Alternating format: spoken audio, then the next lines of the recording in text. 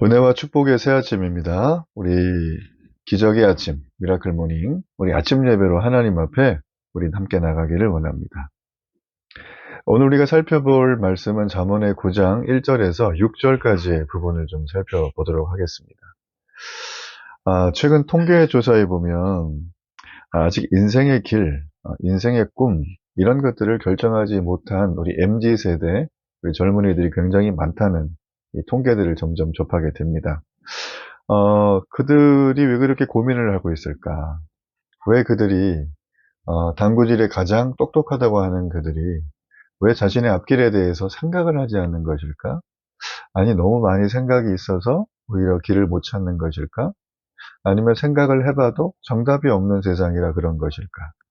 아니면, 혹자가 말하는 것처럼 이 부모 세대에는 은행에 돈만 집어넣어도 10%, 20%의 거의 천문학적인 예금이율이 나왔는데 우리 시대에는 제로금리다. 오히려 마이너스 이율이다. 이런 말을 하는 것을 들으면서 오히려 그들이 두려움과 절망 속에 빠지는 것은 아닐까 하는 생각을 해보게 됩니다. 사실 인생의 길을 아직까지 정하지 못했다라고 하는 건 비단 젊은이들만의 문제는 아닌 것 같아요. 나이가 중년이 되고 이제 노년을 앞두고 있는 분들도 또 직장에 은퇴하는 분들이나 이런 분들 역시 내가 정말 남은 인생길 얼마나 남은지 알지 못하지만 어떤 길을 결정을 해야 할까? 이 교회를 계속 다녀야 될까? 내가 이 회사를 계속 다녀야 될까? 이 잘 안 되는 사업을 붙들고 지금도 끙끙대는 게 맞는 걸까? 저렇게 말 안 듣는 자녀, 소통이 안 되는 남편, 정말 너무나 힘든 아내, 또 가족이지만 전혀 가족 같지 않은 형제 자매들, 이런 것들 때문에 고민하고 힘들어하는 분들이 우리 주변엔 굉장히 많습니다. 여러분, 그런 고민이 오고 그런 어려움이 올 때 여러분은 과연 어느 방향으로 방향을 정하세요? 그리고 그 방향을 정할 때 그 정하는 기준은 어떤 것으로 삼고 있습니까? 여러분, 우리가 살피고 있는 이 잠언의 말씀은 제가 처음 1장을 시작할 때 말씀을 드렸습니다. 아버지의 따뜻한 음성과 사랑의 마음을 가지고 지혜를 의인화시켜서 아름다운 여인으로 지혜의 여인을 만들어서 그 지혜의 여인이 이 사랑하는 아들에게 계속적으로 말을 합니다. 어리석은 길, 음녀가 꼬이는 길, 간교한 여인이 있는 길, 이방 여인이 있는 길, 어리석은 여인이 있는 길, 이 모든 걸 대표하는 어리석은 길로는, 미련한 여인이 있는 길로는 절대 가지 말라고 말을 하죠. 그러면서 지혜에 대한 여러 가지 삶의 원리들을 가르쳐 주면서 올바른 선택을 지금까지 쭉 제시해 준 겁니다. 사실 오늘 잠언의 9장의 말씀은 이 지혜의 총결산이라고 할 수 있는 내용이에요. 여러 가지 많은 교훈과 이 짧은 일가라는 훈계들로 많이 담겨져 있지만, 여러분이 이제 이 9장을 통해서 우리가 크게 좀 이렇게 맥락을 짚어볼 필요가 있습니다. 여러분이 9장은 세 가지 구조로 돼 있어요. 먼저 오늘 살피는 6절까지의 내용은 지혜로운 여인이 길을 몰라 인생길을 결정하지 못한 젊은이들에게, 아직 결정 전인 그들에게 이 지혜로운 여인이 초청하는 거예요. 그리고 7절에서 12절까지는 이 지혜의 훈계에 대한 총정리와 같은 내용이고요. 13절부터 18절까지는 이 어리석은 여인이 초청을 하는 것입니다. 정리하면 티켓 2장을 받는 거예요. 이쪽은 지혜로운 여인이 선택한 초청장, 이쪽은 어리석은 여인이 선택해서 오는 초청장. 이 두 여인의 초청장을 우리는 오늘 이 전체적인 흐름에서 볼 때 결혼하는 관계, 이렇게 볼 수가 있어요. 아버지는 이 아들에게 이 두 여인의 초청장을 말해주면서 반복적으로 지혜로운 여인의 가치, 지혜로운 여인이 얼마나 유익한지, 그리고 미련한 여인으로 하면 얼마나 치명적인 결과가 생기는지에 대해서 마지막까지 긴장을 놓지 않고 우리들에게 답을 얘기해주고 있습니다. 자, 오늘 저는 이 두 가지의 초청장 중에서 특별히 이 지혜로운 여인의 초청에 대해서 여러분과 좀 잠시 말씀을 나누고 우리가 묵상하는 시간을 가지면 좋겠습니다. 오늘 여기 1절 말씀에 보면 이런 말씀이 있죠. 지혜가 그의 집을 짓고 7 기둥을 다듬었다. 굉장히 이게 뭐 여러 가지 의미가 있는 얘기인데, 특별히 여기 보면 이 집이라고 하면 이 집은 건물이죠. 결혼을 하면 가정이 생깁니다. 그죠? 이 가정 역시 지어가는 집을 비유할 때가 굉장히 많습니다. 그러니까 건물과 가정을 함께하는 의미로 우리가 볼 수가 있는 거죠. 그리고 여기 보면 그 다음에 일곱이라는 숫자가 나오잖아요. 이 일곱 기둥은 성경에서 일곱은 히브리적 사고로 볼 때 완전수를 뜻합니다. 그래서 그 집의 규모로 보면 굉장히 거대하고 또 본질적으로 그 속에 들어가면 이 가정은 하나님이 함께하는 진짜 가정이다 라고 이제 그 표현을 암시를 하고 있어요. 그러니까 1절에서부터 지금 딱 깔고 가는 거예요. 지혜로운 여인은 여기 오게 되면 정말 눈에 보이는 건물뿐만 아니라 이 가정이 하나님이 함께 정말 놀라운 풍성한 축복으로 함께하는 그런 가정입니다. 이렇게 얘기를 해주면서 그를 초청을 하고 있죠. 자, 이렇게 초청장을 내밀면서 이 여인은 집에서 놀고 먹느냐? 그렇지 않습니다. 이 지혜로운 여인은 지혜로운 여인답게 잔치를 정말 정성껏 아주 성대하게 정말 준비를 합니다. 자, 어떻게 하냐면은 잔치 준비에 세 가지 이 모습으로 묘사가 돼요. 하나가 뭐냐면 짐승을 잡아요. 그리고 포도주를 혼합해요. 그리고 상을 준비합니다. 이 짐승을 잡는다는 것은 당시의 잔치의 규모를 얘기해 주는 건데요. 고대 사회에는 이 고기를 올리는 잔치는 성대한 잔치에만 해당이 됐어요. 아무 잔치에나 고기를 올리지 않았습니다. 귀한 거였기 때문에. 그리고 또 하나 포도주를 혼합한다는 표현은 맛을 더해주기 위해서 이 포도주에다가 뭐 향료라든지 뭐 꿀이라든지 당시에 이런 것들을 첨가하던 관습을 나타내는 거죠. 히브리적 사고를 볼 때 포도주는 굉장히 기쁜 날을 상징하는 것입니다. 그리고 우리가 생각하는 것처럼 포도주는 뭐 있으면 먹고 없으면 말지 이런 개념이 아니에요. 여기에서 포도주는 생명의 음료와 같은 생명을 주는 그런 상징으로 써지는 것들이 굉장히 많습니다. 그래서 생명을 주는 것, 생명이 시작되는 것, 혼인잔치죠. 그죠? 결혼식이죠. 자, 이 혼인잔치에는 반드시 포도주가 그래서 필요했어요. 그래서 예수님께서 이 땅에 오셔서 처음으로 기적을 행하신, 이적을 행하신 그 곳이 어디입니까? 가나안의 혼인잔치였다. 여기서 예수님은 이 포도주가 정말 생명의 상징이라는 것을 우리에게 유감없이 보여주는 그런 본문의 메시지였죠. 자, 그리고 또 하나 상을 준비한다라는 그런 표현은 한마디로 큰 잔치에 어울리는 이 잔치상 한상 차림을 의미하기도 하고요. 우리가 오늘 지혜의 여인이라는 측면으로 볼 때 잔치에 참여한 사람들은 이 지혜 여인의 초청을 받고 잔치에 참여한 사람들은 그들이 생각지도 못한 복과 승리와 풍성함을 얻게 될 것이다. 그런 얘기를 우리에게 해주고 있다는 것입니다. 3절로 이어가게 되면 이제는 이 잔치의 손님을 초청하는 모습이 나와요. 여기 보면 성중 높은 곳에서 불러 얘기를 했다. 이런 얘기를 했어요. 이 얘기는 뭡니까? 우리가 계속 쭉 살폈지만 뭐 8장 34절에도 나왔죠. 누구든지 내게 들으며 날마다 내 문 곁에 서서 기다리며 문설주 옆에서 기다리는 자는 복이 있다. 이 얘기거든요. 바로 이게 3절과 아주 세임세임이 되는 거예요. 그러니까 지혜가 성문에서 많은 사람을 향해 외치던 모습처럼 성중 높은 곳에 서서 누구도 다 들을 수 있을 정도. 지혜가 소리를 외치면서 지혜 여인은 어리석은 자와 지혜 없는 자들에게 이쪽으로 오라고 말을 하는 것입니다. 요즘 말로 하면 앞날의 비전이 안 보이죠? 갈 길을 모르겠죠? 꿈을 잃어버리셨어요? 이쪽으로 오세요. 여기 오면 정말 완전한 기둥이 있는 집이 있고 여기 오면 짐승을 잡고 여기 오면 포도주를 혼합하고 상을 준비해 놨어요. 그래서 이쪽으로 오라고 지금 강력하게 말을 한다는 거죠. 그래서 지혜 있는 사람들은 절대 미련한 사람, 어리석은 자가 초청하는 그 길로 가지 않을 것이다. 그는 소리 높여 외치고 있다는 것이에요. 여러분, 현대사회 사람들은 굉장히 분주하죠. 늘 시간을 이렇게 지배하지 못하고 시간에 리드당하거나 시간에 쫓기는 일들이 굉장히 많습니다. 저 역시도 이렇게 일주일에 시간이 있지만 월요일은 이거라고, 화요일은 저거라고, 이게 아주 루틴하게 이제 저한테 몸에 배어져 있죠. 근데 만일에 어떤 특별한 스페셜 일정 때문에 뭐 화요일 날 해야 될 거를 못 했다. 그러면 이게 하루가 밀리잖아요. 그러면 이게 적체가 돼요. 그러면서 시간을 볼 때마다 막 초조해집니다. 와, 이게 시간이 이거 계속 가는데 잠을 줄여야겠구나. 밥 먹는 시간을 줄여야겠구나. 그러니까 제가 나름대로 뭔가 피로를 풀고 회복할 수 있는 그런 시간들을 막 줄여가면서까지 그걸 할 수밖에 없는 거예요. 그래서 정말 나이스하고 아주 평안한 하루를 살려면 그날 주어진 것들을 누가 감독하지 않아도 다 하면 되는 겁니다. 그래서 어떤 분들은 왜 그렇게 살아?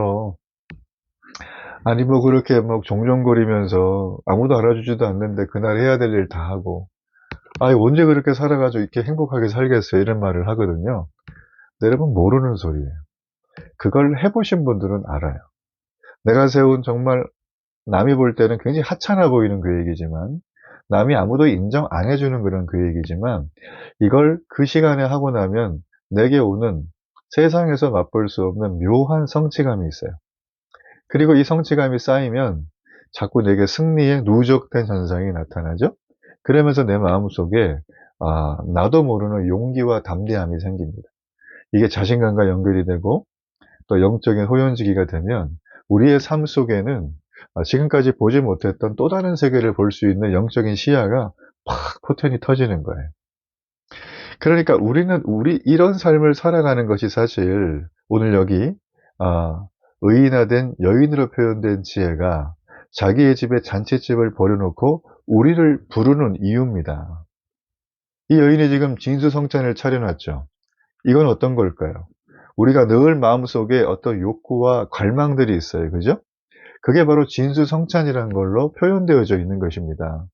그러니까 여인이 부르는 여인의 집으로 오라고 하는 이 지혜로운 여인의 초청에는 우리의 갈망과 욕구를 충분히 채우고도 남을 더 위대하고 거대한 것들이 거기에는 완전수 일곱 기둥으로 존재한다는 거예요.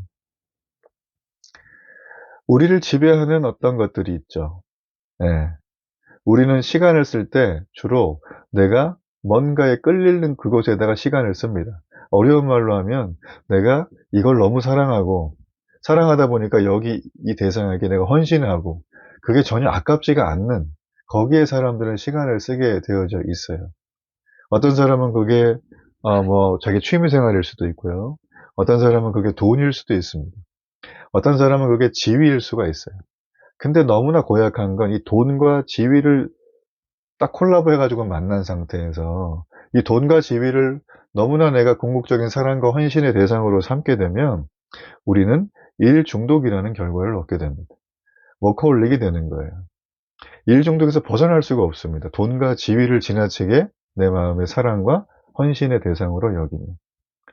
그러니까 온종일 일하고 밤 시간이 되면 밤은 우리에게 주는 메시지는 내가 오늘 하루 정말 충실하게 살았으니까 이 밤에 편히 쉬고 내 몸의 모든 피로를 풀자. 그리고 내일 하나님이 문을 열어주시면 또 눈을 뜨고 하루를 새롭게 시작하자. 그러니까 밤이라고 하는 건 사실은 죽음을 경험하는 시간입니다. 잠을 자는 동안 우리가 의식이 있는 것 같지만 잠을 자는 그 시간은 영적으로 보면 우리가 무덤에 들어간 시간이다. 근데 아침에 눈을 떴어요. 그리고 온몸의 컨디션이 어제보다 좋아요. 이건 뭘까요? 부활을 경험하는 거예요. 그러니까 우리의 밤이라는 건 부활과 죽음과 부활을 날마다 반복해서 우리가 경험하게 되어지는 것들인데 사실 돈과 지위가 우리가 사랑해야 될, 헌신해야 될 궁극적인 대상이 되면 우리는 밤을 편하게 맞이할 수가 없습니다. 잠이 아까워요. 예, 밤이 아까운 거예요. 그래서 무리하게 자기네 이 중추신경에서 몸에게 반응을 보이죠. 너는 자면 안 된다. 이 시간에 더 돈과 지위를 얻기 위해서 노력해야 된다. 여러분, 우리 인생의 어떤 한순간에는 뭐 이렇게 수능 시험을 본다든지 중요한 자격 시험이 있다든지 프로젝트가 있다든지 아니면 내가 그 일을 밤새워서 하지 않으면 안 된다는 어떤 일들이 생길 수도 있겠죠. 물론 그럴 때는 그런 일들을 하는 것도 굉장히 바람직하다고 봅니다. 그러나 우리가 그걸 매일같이 쉬지 않고 한다면 우리는 알죠. 반드시 몸에 문제가 생긴다. 정신에 황폐함이 온다. 예. 여러분, 그러기 때문에 우리는 우리를 지배하고 있는 궁극적인 사랑과 헌신의 대상이 어떤 것인지를 날마다 말씀 앞에서 지혜의 주인이신 그리스도의 이름으로 우리는 점검해 봐야 될 필요가 있다라는 거예요. 그래서 지혜의 길은 어떻게 보면 내가 지혜로워지고 싶다, 이 말도 잘 안 나오네요. 지혜로워지고 싶다고 말을 하지만 사실 이거는 결연한 의지만으로 잘 안 된다는 걸 우리는 금방 느낍니다. 정말 중요한 것은 내가 지혜로워지려면 내 안에 있는 분산되어 있는 갈망과 욕구들을 조정할 필요가 있어요. 그렇기 때문에 지혜의 길에 들어서게 되면 뭐든지 막 아주 속전속결로 막 빠르게 하려고 하는 마음들이 있죠. 극적인 반전을 이루고 막 이런 것들이 있어요. 어쩌다가는 됩니다. 근데 사실은 지혜의 길에 들어서면 오랜 훈련과 연단의 길이 시작됐다라고 보는 게 더 정확한 성경의 관점이에요. 근데 그 길이 오랜 훈련이고 연단의 길이라고 너무 힘들지 않을까? 지레 겁먹지 마세요. 제가 지금 걸어가 보는 결과, 지금도 걸어가고 있지만 너무 스펙타클하고 액티브합니다. 지루할 틈이 없어요. 아주 재밌습니다. 네, 여러분 한번 이 길에 저와 함께 동참해 보시면 너무나 좋겠다는 생각을 해요. 자, 이걸 그래서 우리가 정리를 하자면 지혜의 길은 오랜 훈련과 연단의 길이라고 하는데, 이건 다른 말로 하면 이거예요. 우리의 의지만 단련하지 말고 우리의 마음까지도 훈련을 해야 한다. 그럼 우리의 마음의 훈련은 어떻게 할까요? 지혜의 여인은 말을 합니다. 우리 6절에 보면 이렇게 돼 있죠. 어리석음을 버리고 생명을 얻으라. 그리고 명철의 길을 행하라. 이렇게 되어져 있습니다. 6절에 이 지혜의 여인은 잔치에 참여한 자들에게, 참여하지 않은 사람이 아니라 잔치에 초대를 했더니 참여한 사람들에게 기대되는 변화에 대해서 얘기를 해주고 있는 거예요. 그러니까 단순한 자들과 마음이 연약한 자들은 지혜의 여인의 잔치에 참여하면서 단순함을 버리고 뭘 얻을까요? 생명을 얻고 명철의 길을 걷는 변화를 경험하게 되는 것입니다. 자, 그 변화의 출발점은 내 마음의 기본적인 자세가 달라지기 시작을 해요. 어떻게 달라질까요? 하루를 내가 열심히 사는 건 똑같지만 이 하루를 나 혼자 내 힘으로 사는 게 아니라 누구랑 살까요? 하나님이 주시는 은혜의 해 아래에서 그분의 선하심을 어떤 상황에서도 믿으며 그 가운데 살아가는 거예요. 그럼 어떤 마음이 들까요? 네, 하늘을 우러러보게 됩니다. 히브리인들의 가장 간접적인 표현이 하늘을 우러러본다. 즉 예배자로 산다는 거예요. 몸이 예배당이 없어도 예배자로 살 수 있어요. 예배하며 기도하며 하나님의 선하심을 음미하는 거예요. 내 안에 그분의 행하심을 기억해 보는 것입니다. 최근에 저는 제가 이렇게 교회를 섬기고 있고 교회 근처에 또 살아가는 또 집도 있고 여러 가지 많은 것들, 내게 주어지는 환경들을 생각을 해보니까 정말 제가 충격적인, 전율할 만한 하나의 사실을 깨달았어요. 이게 여러분 제가 다 하나님 앞에 구했던 거예요. 근데 하나님이 지금 다 줬어요. 이야, 놀랍습니다. 그죠? 그러니까 이런 생각을 딱 가지게 되면 와, 지혜의 길은 오랜 훈련과 연단이 아니라 하나님이 꽃길만 걷게 하시는구나. 남자들이 결혼할 때 그러죠. 내가 평생 손에 물 한 방울 안 묻히게 해줄게. 그러면서 어떻게 해요? 선물로 고무장갑 사주는 거예요. 나쁜 사람들이죠. 나쁜 사람들이. 남자들 다 회개해야 좋을 것 줄로 저는 믿습니다. 네. 자, 그래서 여러분 지금이 쭉 얘기하는 이 지혜가 초청을 해서, 네. 아직 인생의 길을 정하지 못한, 아직도 마음에 미련이 많은 갈팡질팡하는 이 젊은이들에게 자신의 집으로 와서 교제하자는 얘기는 아까 말한 것처럼 혼인잔치를 얘기하는, 결혼 생활을. 계시록 19장에 보면 그리스도인들의 궁극적인 잔치가 등장합니다. 여러분, 그게 바로 어린 양의 혼인잔치예요. 어린 양의 혼인잔치에서 연회장은 예수님이십니다. 그 예수님은 구원의 사랑이라는 좋은 포도주를 우리에게 주시며 우리가 온전히 만족할 수 있도록 도우시고 축복하십니다. 여러분, 그렇기 때문에 우리가 이 땅의 삶 속에서 뭔가 작은 성취, 기쁨, 내가 원하는 거의 달성, 뭐 이런 것들은 이게 여기서 여러분 평생 정착하며 해야 될 게 아니라 잠깐 맛보는 시시코너예요. 그러니까 맛보기라는 거죠. 잠깐 우리가 보기 때문에 그걸 봤을 땐 좋은데 좀 있으면 또 불안하고 여전히 마음에 불편함이 있죠. 사실 인생은 이게 반복되는 것입니다. 여러분, 그러므로 우리의 정체성을 기억할 필요가 있습니다. 지혜의 여인이 우리를 초청합니까? 내가 지금 갈 길을 정하지 못하고 결정하지 못한 그런 젊은이의 모습인가요? 그렇지만 여전히 나는 이 완전한 진수성찬의 마음의 갈망과 욕구를 가지고 있나요?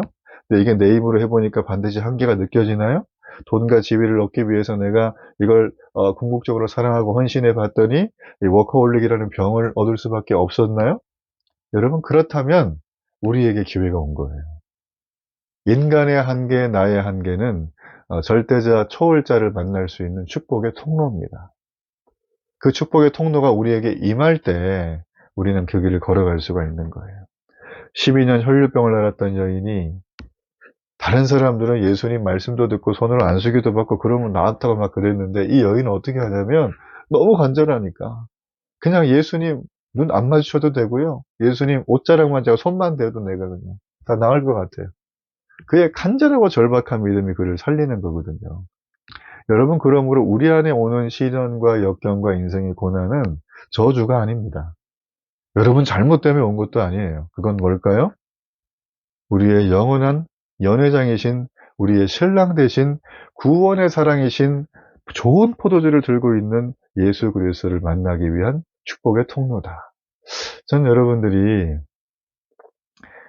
미련하고 악한 여인의 초청이 아니라 지혜로운 여인의 이 초청을 기쁨으로 받아들이는 오늘 이 하루가 되기를 우리 주님의 이름으로 축복합니다. 우리 결단의 기도를 하나님 앞에 드리겠습니다.